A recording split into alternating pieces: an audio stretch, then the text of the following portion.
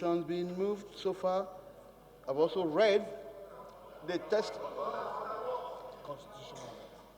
Order 9, the intendments and purports of Order 9, Rule 5 and 6, constitutional order as also as affects the Custom Excise Act. Order 9, Rule 5 and 6, the intendments of those orders, particularly constitutional orders that affect Custom and Excise Management Act. Can you read the relevant section? Act and the combined effect of Order 9, Rule 5 and 6. Mr. Speaker, if you...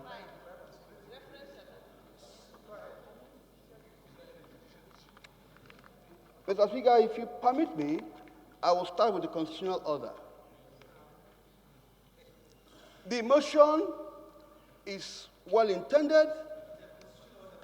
Yes, the word, I said, a Custom and Excise Management Act. Yes, it is a law. The Constitution allows the House to promulgate this law.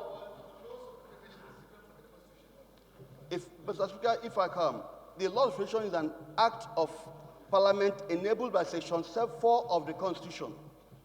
It gives the Parliament right to make the laws. Parliament made the laws, so it is hinged on Constitution. Thank you, sir.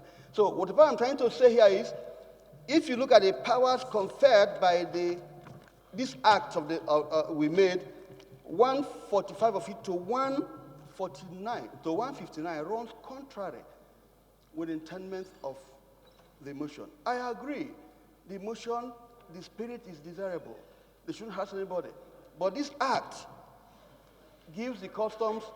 Read the relevant. This act gives the customs the right to do what we're complaining about.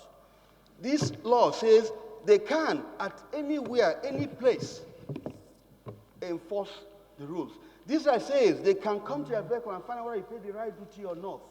This act says it shall even be a crime to try to inhibit them from doing this. And that's what we're asking to do. If you want me to read, I'll read. This law says it shall be liable, crime, imprisonable for anybody or somebody or trying to stop the custom from doing that. I agree the custom may be excessive in doing it. For us to stand here to say, look at the prayer, that we should limit customs only to seaport, checkpoint, and so on, runs contrary with the prayer, runs contrary with this. The law gives customs rights to go to your kitchen, to go to your warehouse, to block the road, and make sure duties are paid. How can we stand here as a parliament now to say they should restrict their search only in seaport, in land port? It is we are trying to use this motion now to amend this law, which is not proper. The observations that possibly have been taken could also be rolled out for them to correct other abnormalities. Thank you. You are quite very much in order. Gentlemen should not run us out. We must learn, like the last speaker, said, to do business properly. We must learn not to shortcut. Mr. Speaker, are you saying police should not trace an armed robber who robbed a bank and ran to his village? No. Mr. Speaker, I do not support the harassment, the extortion. But if we try to limit customs from checking, then we are stopping them from the core mandate given to them. I'm in sympathy to the traders. But if you import a genuine thing into your warehouse, nobody can, am I protected?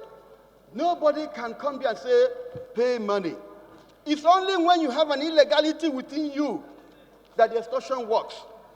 Otherwise, I'm not stopping the investigation, but if the House feels so, but what I'm trying to say, for us to be here and look at these prayers and adopt them, we'll be doing the anti-clockwise of what the law says.